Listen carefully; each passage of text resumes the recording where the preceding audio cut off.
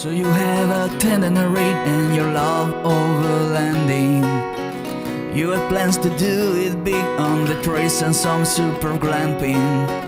One idea, deep news and reviews, a podcast the first rate and here just for you. You don't have to think about it, join us and be about it. Something interesting we want to hear about it, come on let's talk about it. Welcome to Waypoint Overland's Random Waypoints podcast.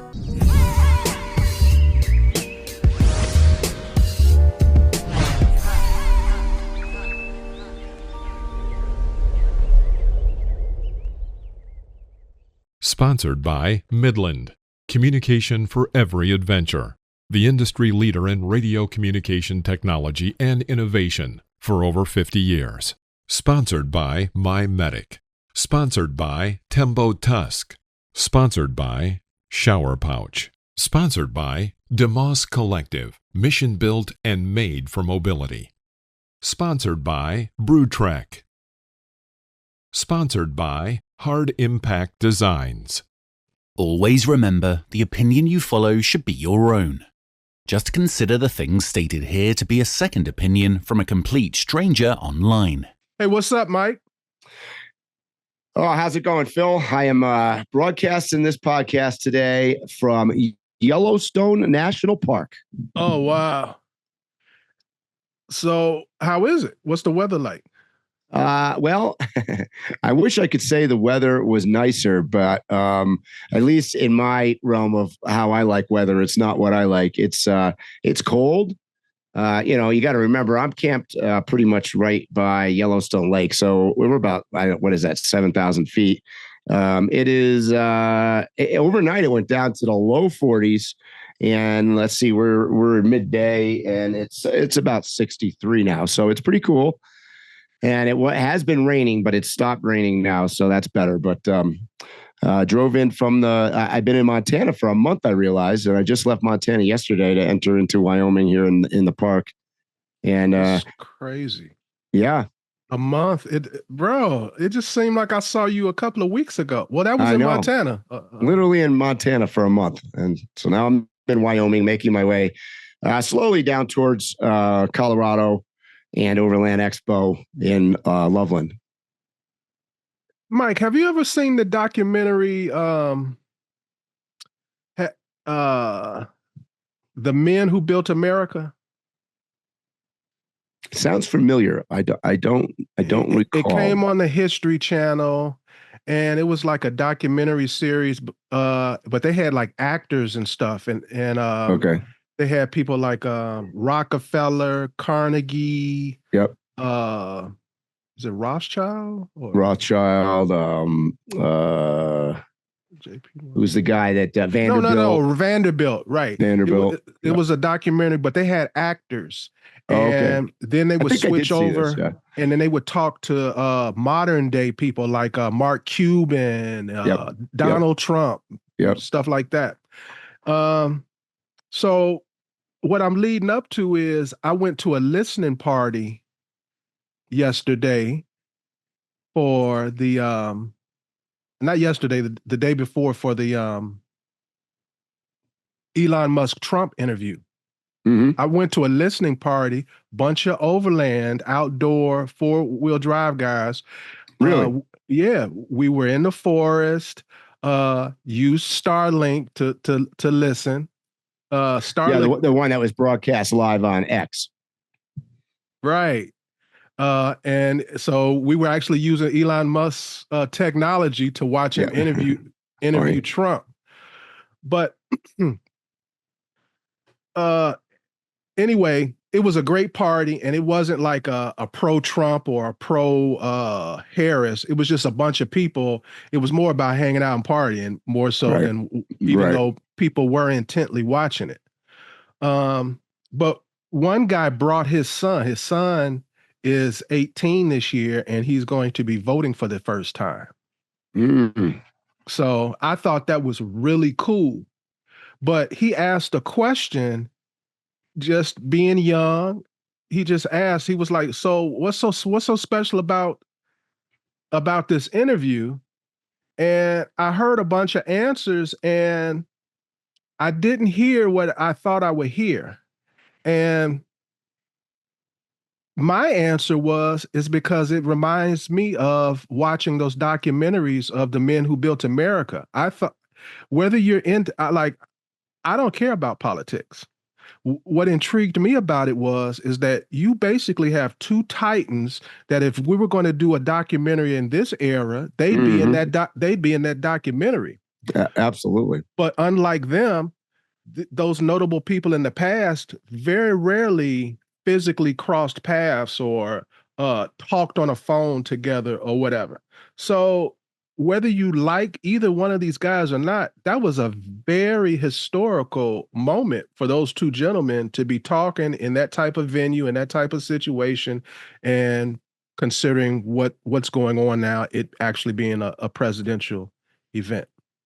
Even more so, you mentioned that, you may or may not like them, one or both of them, which is interesting because that was a very similar sentiment with most of those other guys that you talked about back in the day, but it's been brought to the forefront by social media and communication and news and everything. So we get our information a lot faster. And you got to remember those two guys, Musk and Trump, they didn't actually like each other before. I don't know if you remember, but they were, so.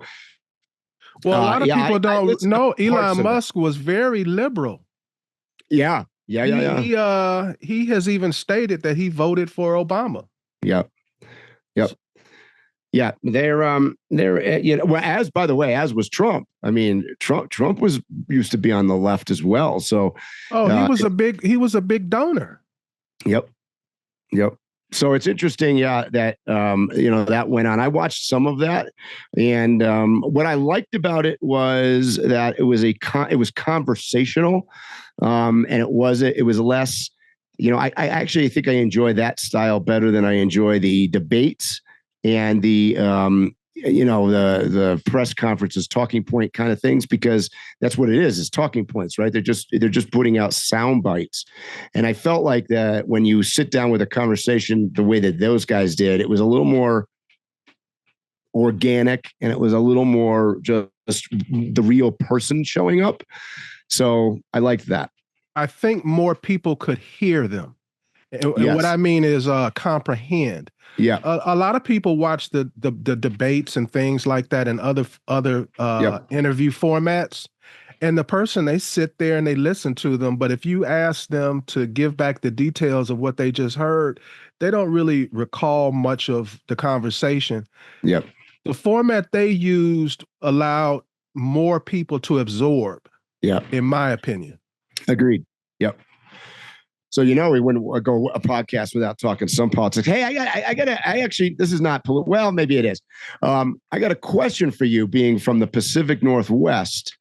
I don't know if you've heard a lot of the scuttlebutt and talk about Starbucks, and they just, they're going through CEOs like, they're going out of business. And they just announced a new CEO. The last guy was only in there for a month, and, their sales are down across the board. We talk about the economy a lot. I mean, one of the things is obviously Starbucks is super expensive, but more so, holy hell, I don't know if you can hear that right now, but it is absolutely pouring. So much for my not raining. All of a sudden, it just opened up out of nowhere. I can hear it. Wow.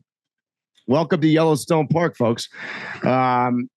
But I've noticed, particularly since I spent a lot of time out west here, I just came out of Montana, and then in the Pacific Northwest, there are so many options for coffee and for that style of place that are amazing and local. And to me, Starbucks is sort of generic, right? I mean, it has become. They were a little guy at one time in the beginning, right?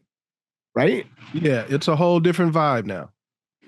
And that's my point. So I remember going to Starbucks back in the day where it was like baristas and, there was talent involved and it was an experience. You'd sit there. They've gone way away from that model now. Basically, they want you to hell out the door immediately. It's more to go, take out, drive through. And, I mean, I'm trying not to rain on everybody's parade here that works for Starbucks for sure. But I mean, the talent level is not the same as it was back in the day. You know, and for some of our younger viewers, they may not know what we're talking about. There was a time that college educated people sought out barista jobs because companies would just grab them right across the counter and be like, hey, you want to work for me? Because Starbucks had a reputation of their employees were top notch. Yeah. That's not the case anymore. Way downhill, and then there's so much competition out there. At a Kalispell, you know, I went to Black Rifle Coffee Company has a location there, and then some of the little Glacier Coffee and all these different little places. Same thing coming through West Yellowstone here. I just noticed. So I was just thinking because I was reading the news, looking at they were whining and moaning and groaning about how poorly Starbucks is doing, and then I had just come out of some local coffee shop, and I go, yeah. Because it's nowhere near as good as any of these places. And maybe it depends on where you are in the country. You know, me being from New England, I don't think the coffee scene has really hit there yet. You know, it was largely for many years dominated by Dunkin' Donuts, which I think is terrible. My wife loves Dunkin' Donuts. Yeah, I know it's funny. Some people love them, some people hate them. I hate them. But, and I was a Starbucks guy, but we didn't have a lot of options. And I think if you frequent places that you do have options, you realize Starbucks kind of at the bottom of the bucket. Yes.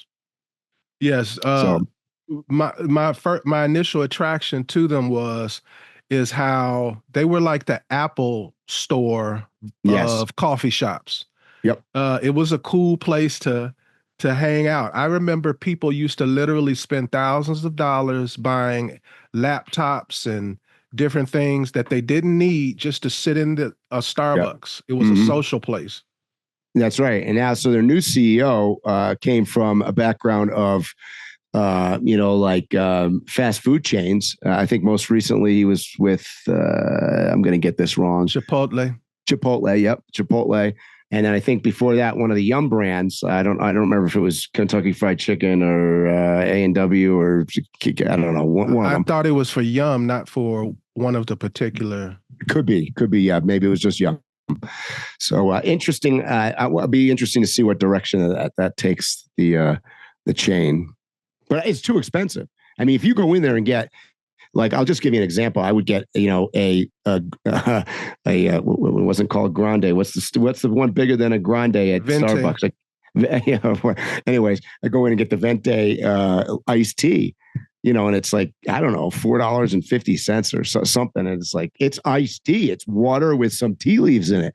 Right. I used to argue with people originally because the complaint has always been how expensive Starbucks is. And people always say $5 coffee.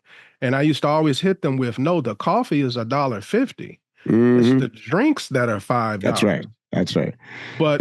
But the regular coffees and regular tea has caught up. Yeah. It's crazy. Yeah. So anyways, that's our interesting thing for today. So what are we going to talk about today on the podcast, Phil?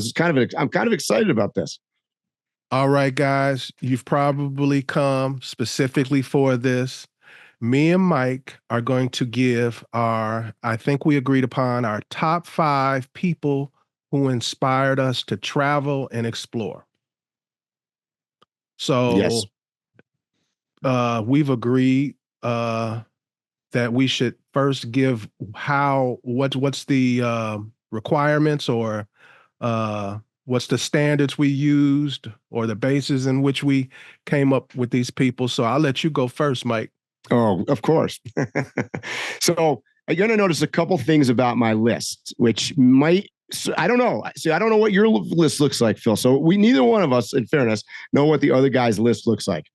So you might be surprised. Maybe you won't be surprised. My list is dominated by what I would call, I don't want to say younger, but they are more current generation people. So believe it or not, all 5 of my people are today in today's world, let's say. In fact, out of the 5 of them, I actually have 6, so maybe I'll go honorable mention. But out of the 5 or 6 of them, 4 or 5 of them are still alive today. So that is probably different than maybe what some of you might have expected.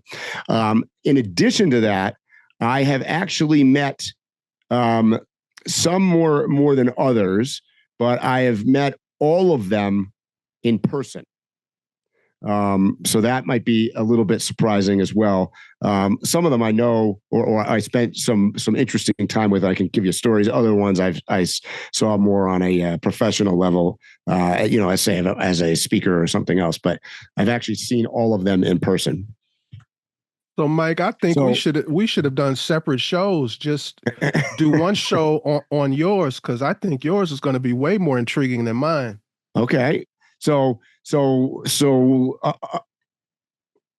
don't you tell us what are yours? I mean, what's different about your 5 than what I just described? Well, I have a certain kind of mindset about peers, or people in my generation, or maybe people in my age group and things like that. So it's almost impossible for you to make this list if you're alive. You may have done something that I want to do, but I don't look at you on a pedestal or more special or above me. I look at you just another dude. I can't wrap myself around the idea of being inspired by you. You may inspire me and like, oh, you went there, now I want to go, but that's about it. That's fascinating. Like, let me give you a little piece of trivia about me, Mike. Chicago, the health club that I used to play ball in every day, I used to play ball with Michael Jordan like 4 or 5 times a week. And all the NBA ball players in the summer would play at the health club that I went to. So I got to play with a lot of players. And I remember other members of the club, they treat Michael Jordan so special. And like he'd call BS fouls and they'd give him the foul without arguing or nothing. They just treat him different. Mm-hmm. And I never treated him that way. And I never wore Michael Jordan shoes. And I don't wear Michael Jordan shoes to this day. And I have never worn any signature basketball shoe because that dude is alive. And yeah. So it sounds like we're looking at it a little bit different. So the people that are on my list inspired me in different ways to travel over the many years that I've been doing this. And some of them, in one in particular, I met while I was traveling, and he gave me a different outlook on some of the places that I think I was going and things. So I guess it's interesting. I by the way, I'm with you. I would echo what you said. A couple of these people, they're normal people. Like I don't worship them. I'm not wearing their shoes either, per se. But they definitely inspire. And I think about some of the things that they do. And I think you're going to notice when I show you the list, they're maybe not exactly what a lot of you guys are thinking about from a quote overlander perspective, because they definitely bring many different things to the table. I told what's not on my list. So let me tell you what did make these people be on my list. It's over a lifetime. Most of these people as a child inspired me. Mm-hmm. These are people who they put the first nuggets in my mind that there's a bigger world. There are so many different things to do. There are so many different realms to go into. And the other part is these were people who they didn't limit themselves. Every one of these people has a list of achievements. Every one of these people never was satisfied, was continually curious throughout their life. And another thing is every one of these people, they were rough and rugged. They were explorers, but they also had an elegance about them. They had some sort of aesthetic about the way they carried themselves. Some of these were ladies' men. Some of these men were, well, I don't want to go and give out too much. Some of these people were aristocratic. Let's talk about our top people and why they're on the list. Let's just go with that. You have to start because you made me start on the last one. Okay, so here comes Bambi. Is it Bambi? So am I starting with my number one or my number five? So I didn't put them in order. I don't have them in any order whatsoever. I'm just whatever one you want to go with. Okay, I mean, let's put them in order. I haven't put them in order. I can go any kind of order you want to go. So my natural way to give the order is he's not my number one, but he's the first person who is what I just described, someone who did a lot of things in a lot of different areas and was accomplished in all of them. He was a highly intelligent person. He was a highly curious person. He was a person that was part of the aristocracy of his time. He was everything. He was the first person to show me there's more. You know, a kid always thinks he knows everything and he knows nothing.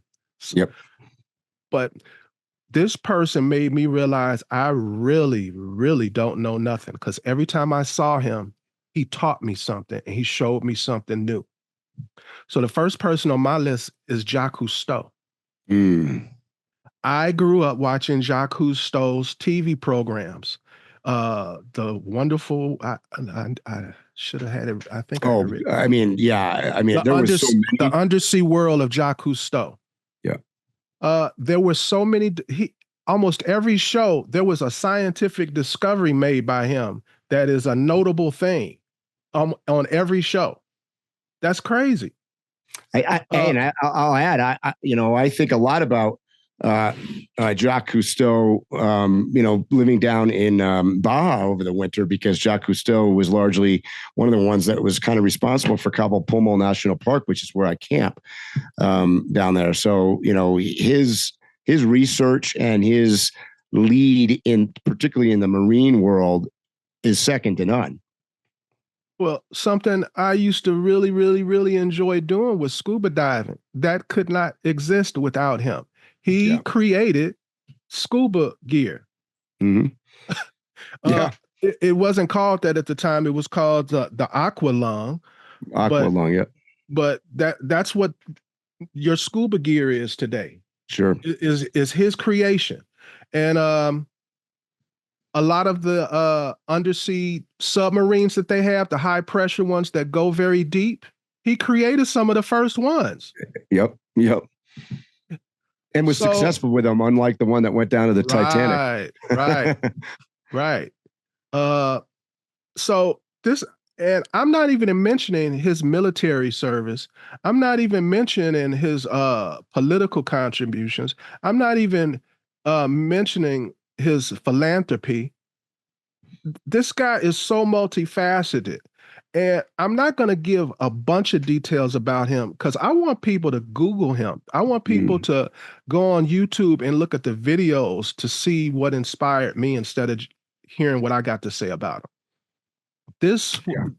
Jacque Cousteau, in my opinion, is a man's man. He was attractive to the world for many reasons. He was articulate. He was intelligent. He was an explorer. He was a soldier. He was everything. Yeah. So, and this was one of the first people I ever saw exploring. When I would turn on a TV, this was the only program that you saw anything like that. Now you go on Netflix, they have all kind of documentaries about everything, and they're using $400,000 cameras and all of this. He's the start of all of that. Yep. There was none of that before him. It was him and Mutual of Omaha's Wild Kingdom. That's about it. That was your full scope of programming. So Jacque Cousteau is I love it. I love it. So my first one, going to go in a totally different direction. She's one of the most badass women. So I'm bringing in a woman on the first one here. Phil's like, whoa. Because go ahead. No. So she's actually still alive. She's, believe it or not, I believe she's around 90 now.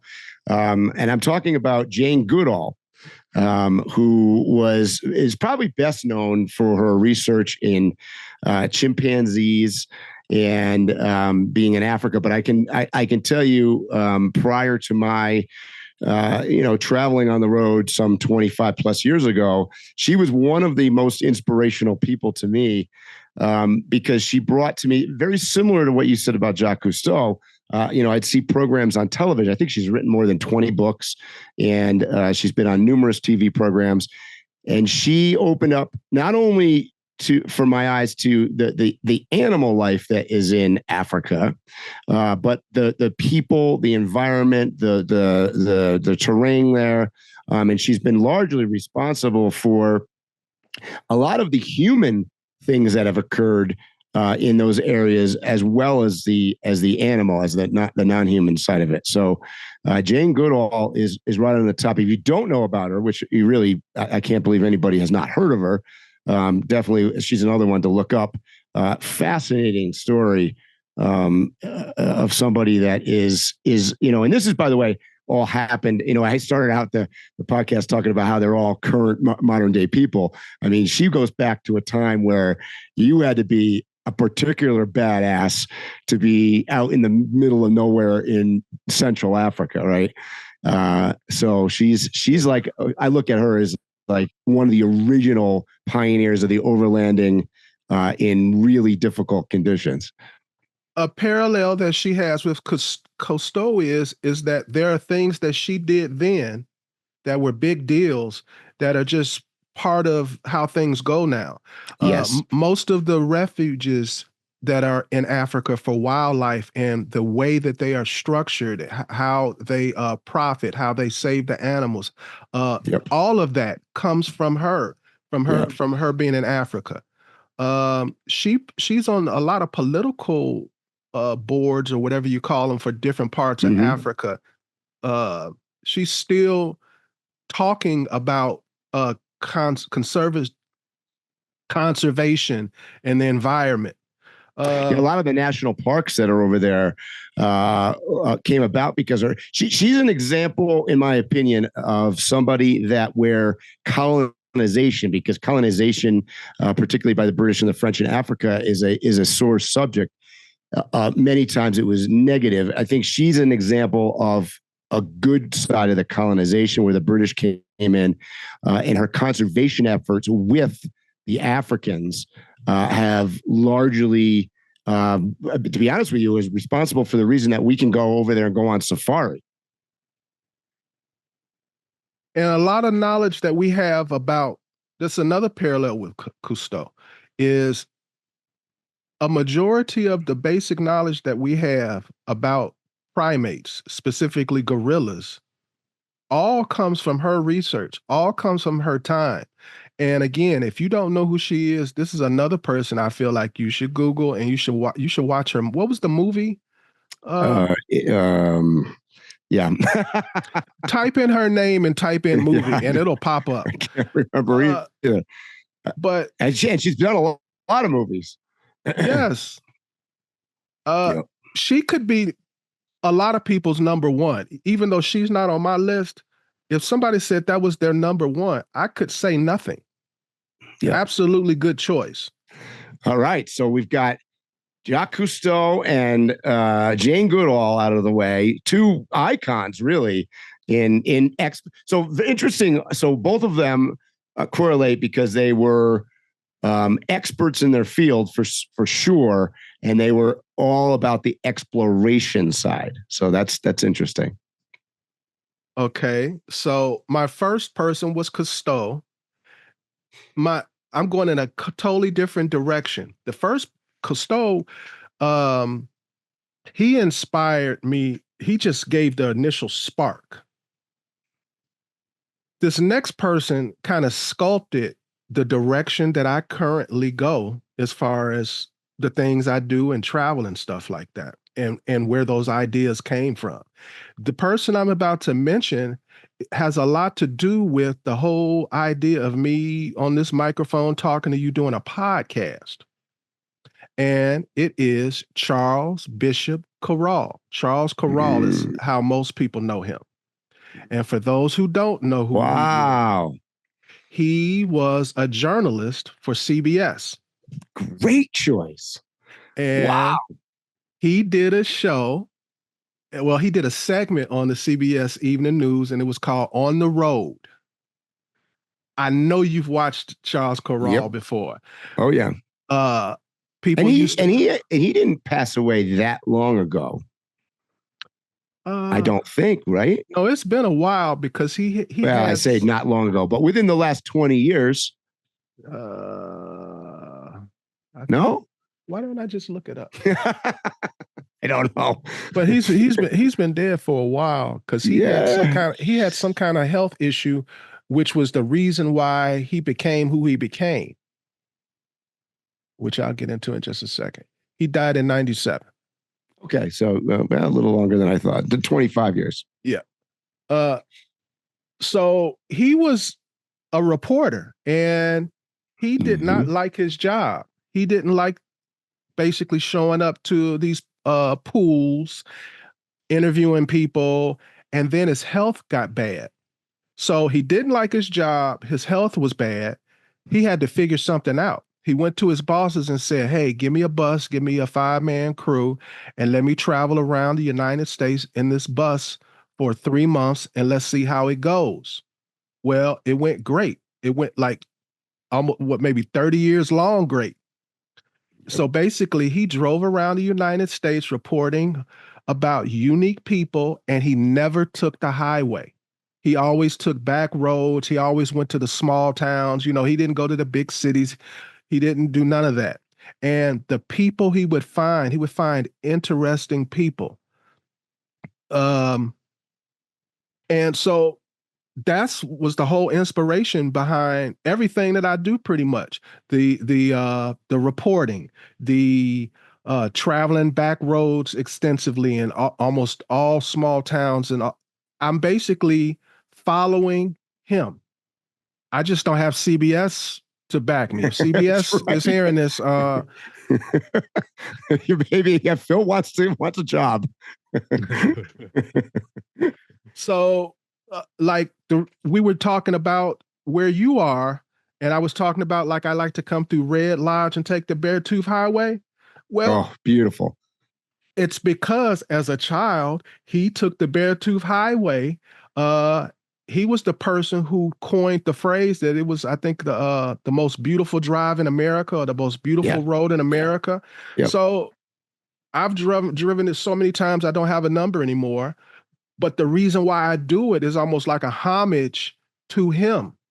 Yeah. I've read his books. I've rewatched segments like a year ago. I just sat and binge watched several of his shows. So where are those available for our listeners out there? Where can you see those still? Well, I just go on YouTube. Yeah. And type in Charles Kuralt. Yeah. And they pop up. So that's how I do it. That sounds good. But very entertaining.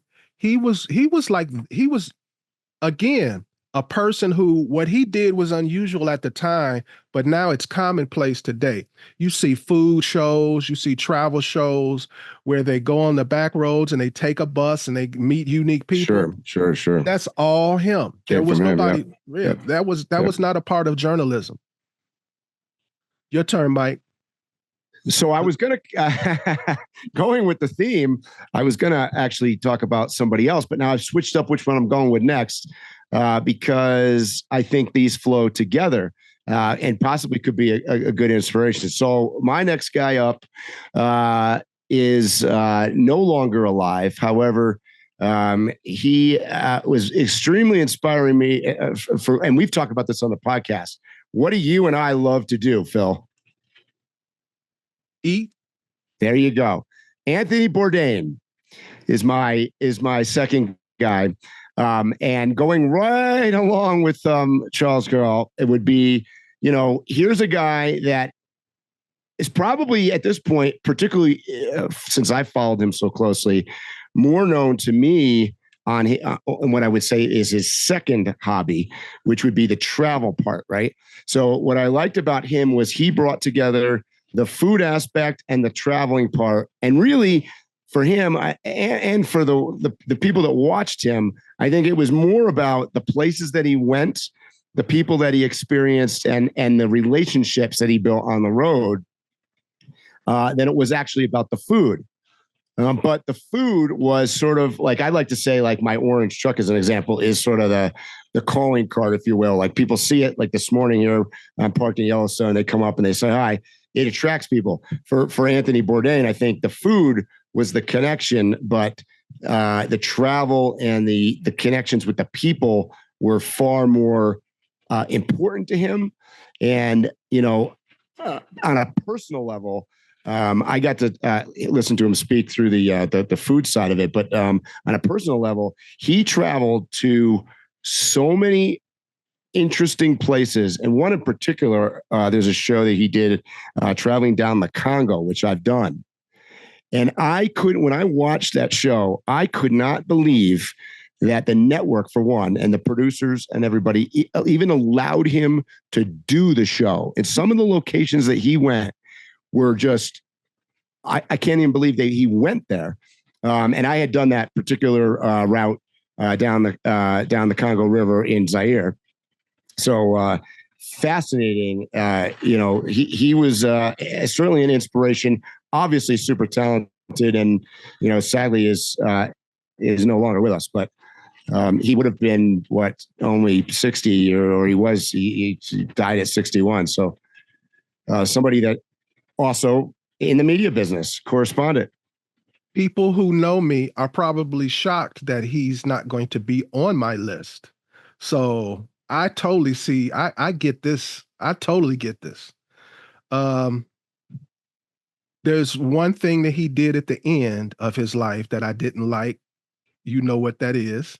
And so that just, he can't be an inspiration for me. Yeah, I mean, and that's obviously a tough thing. I mean, that some of his talent, I think, came from his years of deep, dark struggles and, the drug abuse and everything from his earlier career, certainly when he was in the food business, is unfortunate for sure. And this is just a total guess from the outside looking in. It seemed as though everything you said is accurate, but the travel, and as he got bigger and he was allowed more access to more things, he realized things aren't going to get better. Yeah. Yes. Yeah, because he had a very direct way of looking at things. In fact, you saw that if you watch some of his later series, travel. What was the name of the damn series? I don't know, but it's on CNN. And I watch them all the time. It's crazy. Yeah. So when he was traveling around, I think it was Discovery Channel, then CNN, right? Parts Unknown was the name of it. But if you watch the later Parts Unknown, you hear the cynicism in them. Yes. Yeah. You could hear the struggle for sure. Yep. Because he reached a point where it was nothing for him to call a king or a queen or a dictator or whoever and say, "Can I sit down and eat with you?" And when you finally sit down and talk to all of these people and you realize they all don't care. Right. Yep. Yeah. And he was a emotional person, and some people can't handle something like that. That's right. Which obviously it was something he couldn't handle. Yeah. Yep. But he did give us a gift to the world because another person, he changed travel. That's why we have Andrew Zimmerman and people of his ilk, because of the tone that he set. Yeah. There are a lot of people who are overlanders indirectly. They may not bring up his name, but I guarantee you they watched his initial shows, and some of the places they want to go, they came up with those ideas watching his show. Yep. And I could tell you, as an overlander, full-time nomad myself, a lot of what he did rubs off on my thought process. This is why he made my list, because when I go to a place, one of the first things that I want to do is experience the local cuisine, the local food, find the local dive shop, whatever it might be. That comes from his ideas. Mike, whenever we travel together, finding food is probably like half of our journey. Yeah. Whether it's going to the grocery store, whether it's cooking, whether it's going to a restaurant, a bar, whatever. And a lot of that has to do with, I wouldn't say he inspired it. I already had that in me already by the time he came around. But he absolutely made it flourish. And it was enjoyable watching his show, because I can rewatch his stuff all the time. Yep. My wife loves him. All right, so we've got four good people so far. Who's number 3 on your list now? All right, Mike. So this next person is someone who I feel, when I say his name, you may know who he is. But in general, I would say in most conversations, when I bring up his name, people have no idea who I'm talking about. And when I talk about his exploits, they like, how don't I know who he is? How's that possible? This person on my list is, I relate to him in many ways. One is because he has a similar journey as some other people on my list that are far more notable historically. He's actually done more than them. And it's just a crazy story for it to be true. So my person is James Pierson Beckwourth. That's another good one. Wow. Pulling him out of the hat. And so for those who don't know, this guy was born in 1800. He was a fur trapper. He was a rancher. He was a businessman. He was an explorer. He was a scout. He was an author, and he was the chief of the Crow Nation of Indians. He was the chief of the Crow Nation of Indians, and he was a black man. And this was in 1800. So let me run. It was just a story on I forget what network had a story about him, or was integrated into another show just recently. I don't know. I'll have to look it up. But like, for instance, Beckwourth Pass, that's him. A lot of to this day, some of the highways that we have that go across America, east to west, those are the original pathways that he discovered from the east to the west in his explorations. He has a lot of explorations that are similar to what Lewis and Clark did. Yep. A lot of explorers, a lot of settlers used his information, used his places to camp. He made a lot of peace for the Crow Nation with the Americans that were invading, because he could speak English.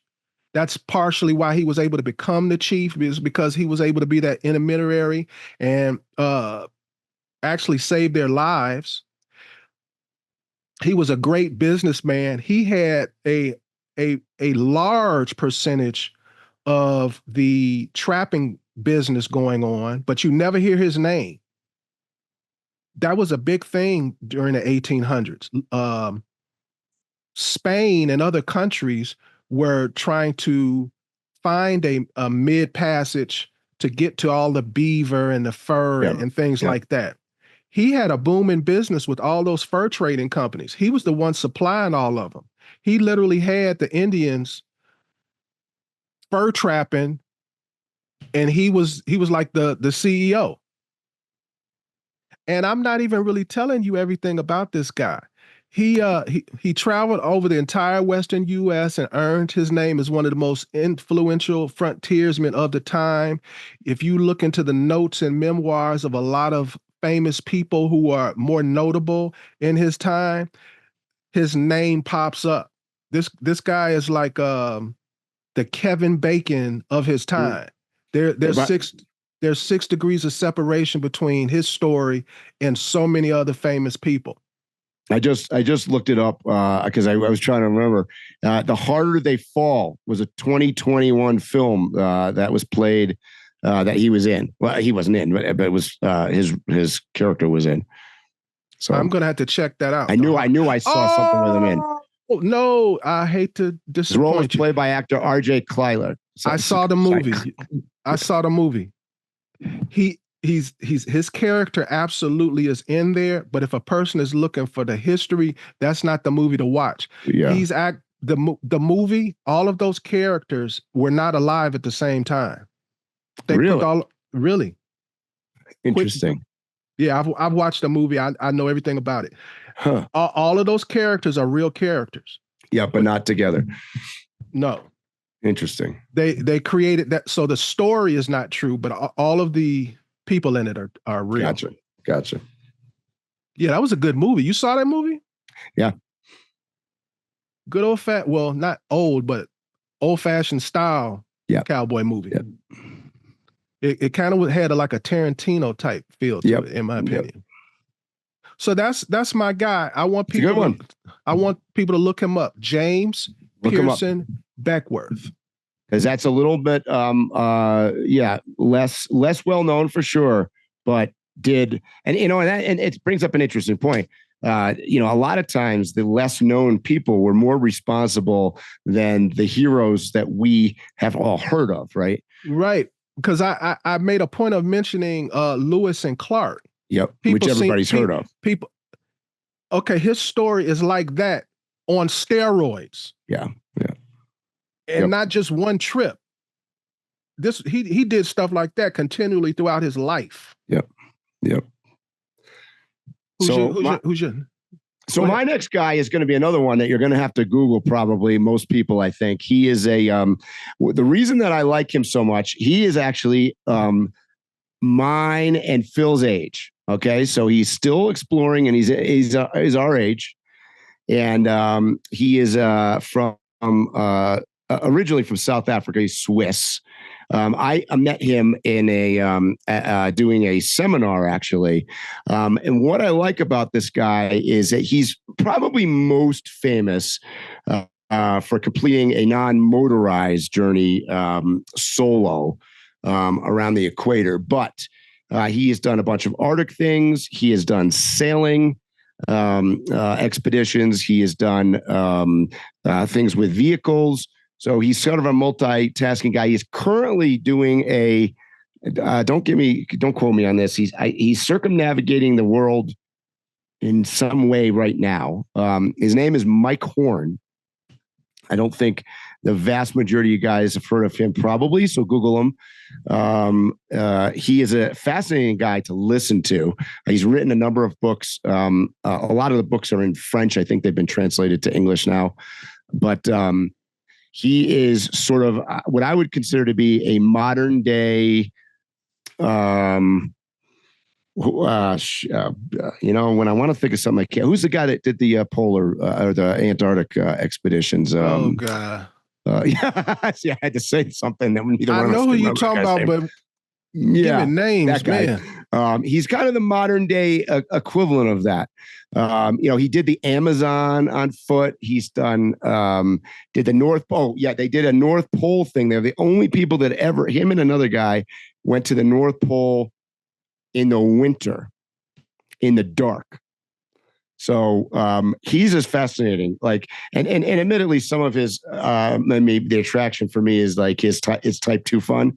He's probably more on the expedition, adventurous, do it to do it kind of guys, for sure. But he's certainly a modern day guy that's my age. That's a badass. So look him up, Mike Horn.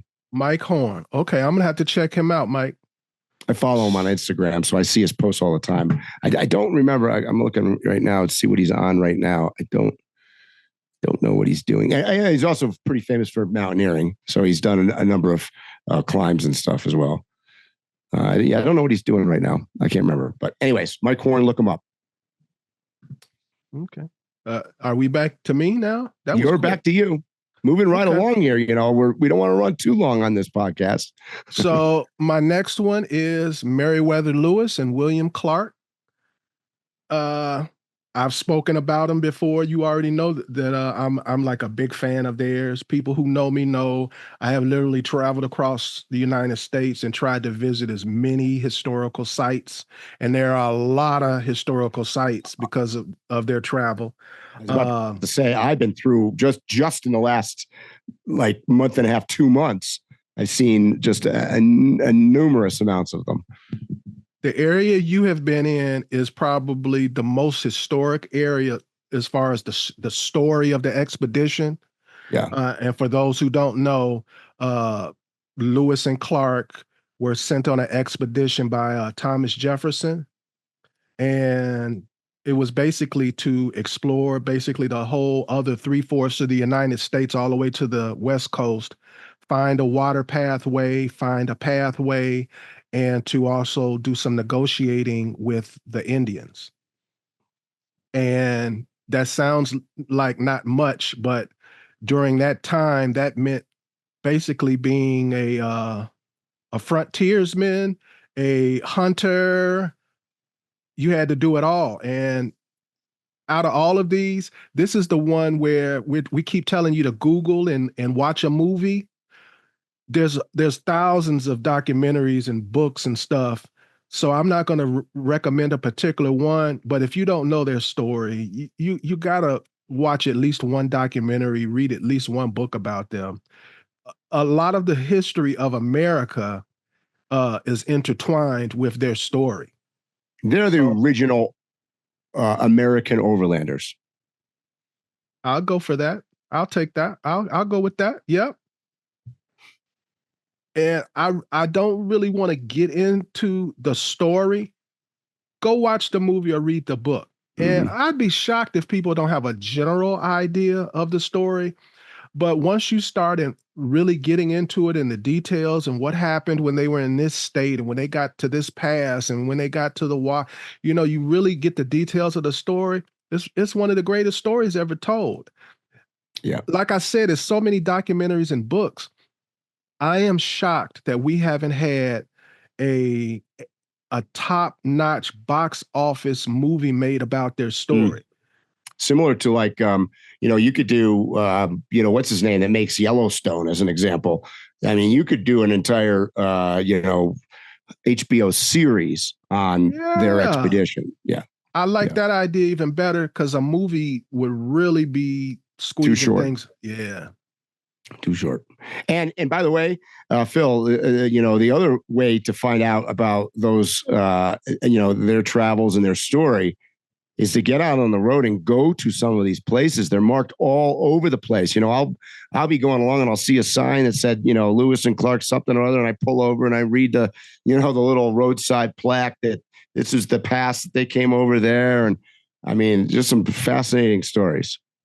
If you're in the Midwest, and if you have the time and the ability, do the whole Natchez Pass trip. Yep. And half of that is following their path. Yep. That's a good one. I like that one. We're doing good here today. Okay, it's on you, bro. Oh, boy.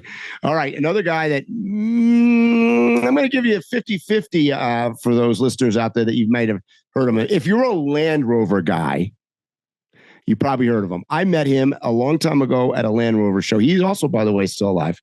Has written a number of books. The one book in particular that put him on this list for me, well, two things. One, he actually drove across the Sahara Desert, was one of the first people to ever do that by wheeled vehicles in Land Rover 101s, which for those of you that know me is the first guy, is my first orange truck. It was a Land Rover 4 Control 101, a military truck. But his book, Vehicle Dependent Expedition Guide, which is kind of funny how we all live as nomads and as overlanders, written by Tom Sheppard. And so Tom Sheppard is the guy. If you've not heard of him, he's written a 4x4 driving guide. He's written a book called Quiet for a Tuesday, which describes his journey through like out in the middle of nowhere in places that I've been to, like in Libya and Algeria. So he was a huge inspiration. I don't know how he must be probably 90 now. Another interesting fact is one of his books was co-written and some of the forwards were done by none other than Jonathan Hansen, who founded Overland Expo. So there's those guys are buddies, a big connection there. So Tom Sheppard, another real world guy that I know basically through my Land Rover background. But, I can remember when we went and did our 2001 expedition across Africa, we read every page in that Vehicle Dependent Expedition Guide 1,000 times. And, went over and over and over again, because he talked about things you need. You hear me say on this podcast a lot, weight is the enemy. Well, I got that from Tom Sheppard. I mean, that was his big thing, talking about weight in vehicles. And so anyways, Tom Sheppard makes my list. Okay. Back on me, Mike? Back on you, Phil. All right. So this person, if we had been ranking them in order, this is my number one. Okay. So let me preface this by saying, he stimulates me in different ways is the best way to describe it. Okay. When I think of him and you said, give me one word, my word would be aesthetic. Okay. Because there are people who have done some of the things he's done, but it's not just that he did it. It's the way he did things. He did things in a grandiose, classy, yet macho type of way. He figured out a way to take different parts of manliness and put them together in my mind. Yep. The well-dressed gentleman, the explorer, the corporate person, the ruffian. He embodied all of that, and it all blended well. So that's why I use the word aesthetic. Ernest Hemingway, he was a novelist, short story writer, journalist. He was a sportsman. He was a world traveler. He was a playboy. He was a soldier. He was a good-looking guy. Even though he lost some of his athleticism with an injury to his leg, he was a physically imposing person. Not that he was so big, but he walked in a room, and he was one of them kind of dudes. When he walked in the room, everybody knows he walked into the room. Yep. As a novelist, just about all his books have become movies, great movies.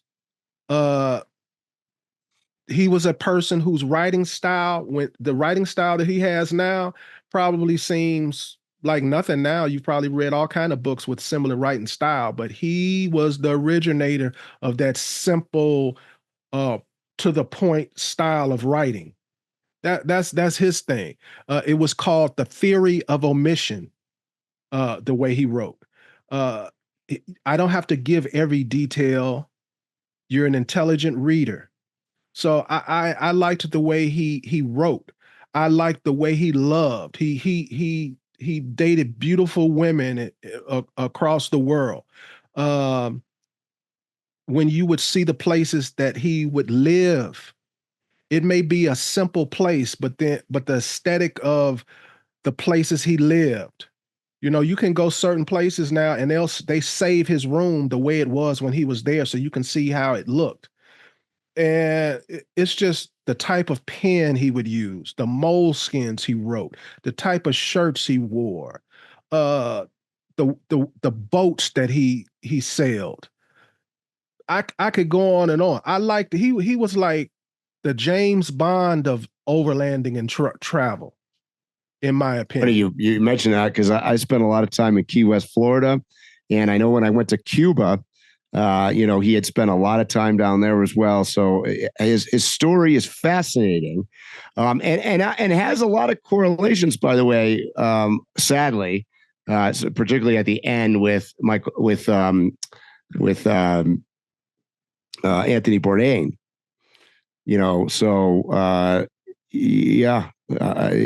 That I should have had him on my list too. Wow, that's a good choice, Phil. And just some last, you like Africa. He was a big game hunter. He did safaris. I'm talking about the real deal safaris, not these ones they got now.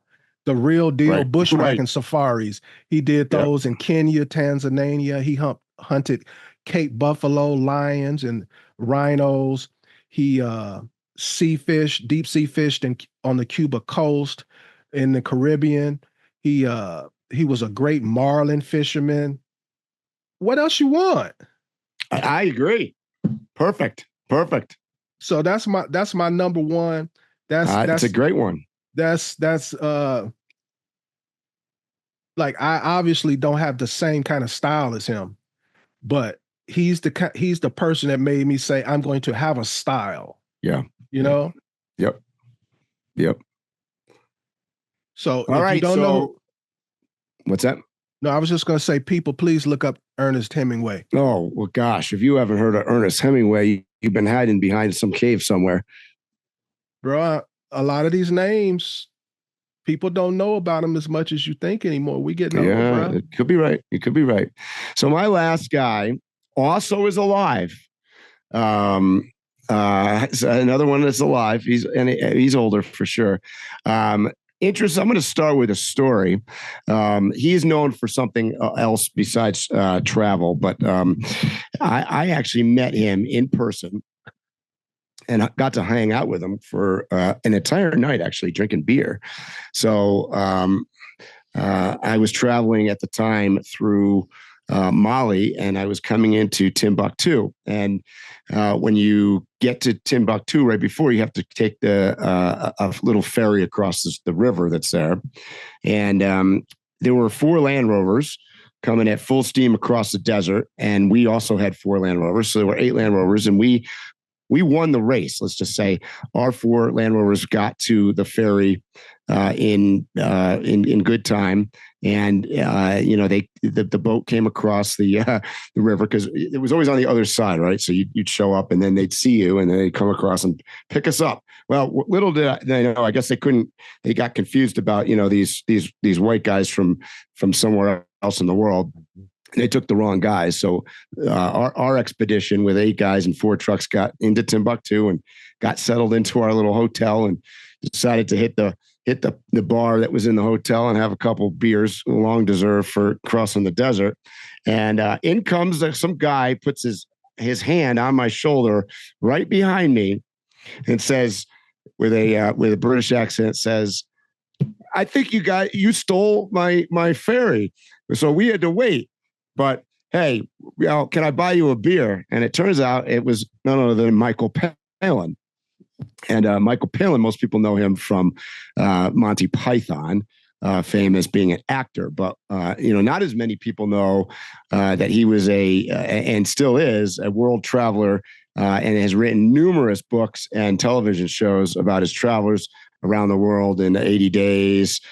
Pole to Pole. When I met him, he was doing his Sahara series. Most recently, I think he did something on Iraq and back in Niger.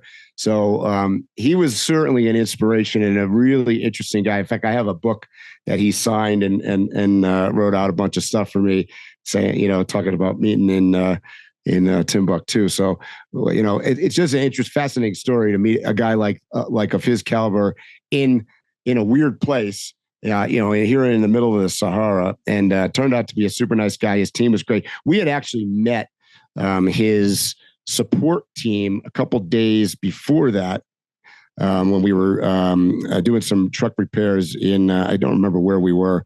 I think we were somewhere in Mali, and so I kind of knew he was in the area, but little did I know that we'd be having beers with him at night in a pub in Timbuktu. So Michael Palin is definitely inspirational for many reasons. Once again, he's another guy that makes the list that is probably known for one thing, but through his television and his travels, he learned that that's what life was about, was to go and find what other people were doing in other places. And he was a generally interested. I just remember him being very interested. I've got some pictures actually of us all standing in the courtyard of the hotel we were staying at with actually, I got him wearing a Drive the Globe hat. But that's my story for Michael Palin there. All right, Mike, I like your list. We came at this like from totally different angles. And I like that. I'm glad we didn't get together on this, because your list may have affected mine. No, that's been my list forever. I don't think it would have. So who's number 5? Who's your 5th one? That was it.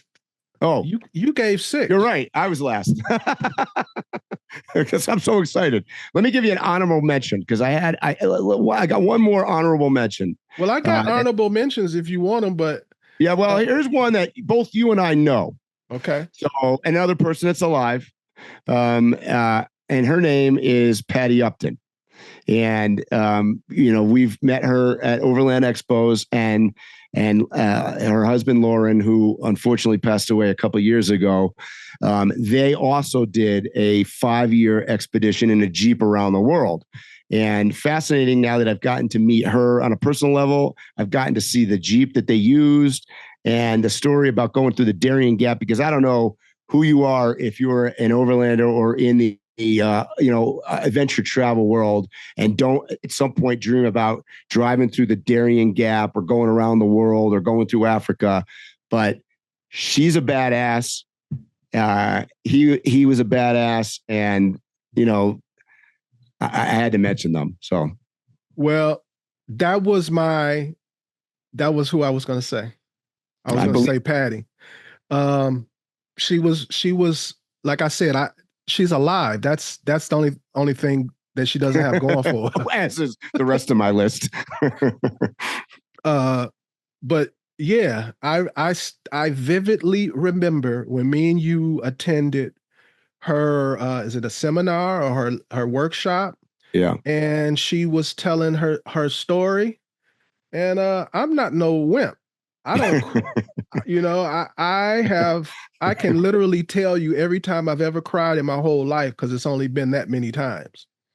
Yeah. But one of those times was listening to her story at an event, and it was other big burly men in the audience, like almost all of them, which was like crazy. Everybody, like all of us. Yeah. Am I exaggerating, Mike? You're definitely not exaggerating. I am super excited that we're gonna be seeing Patty Upton in about a week and a half at the Overland Expo in Loveland, Colorado. And if you have not seen her and you're in that area and you're coming to Overland Expo, do not miss seeing Patty Upton give her presentation on her world travel. Don't miss that. That's right. And Mike, you know how some of the people that you mentioned, you were like telling about how you met them and different things like that. Like, to me, that's like a notch on my belt. I consider that a notch on my belt, that I can go on my phone and read off a text from Patty Upton to me personally.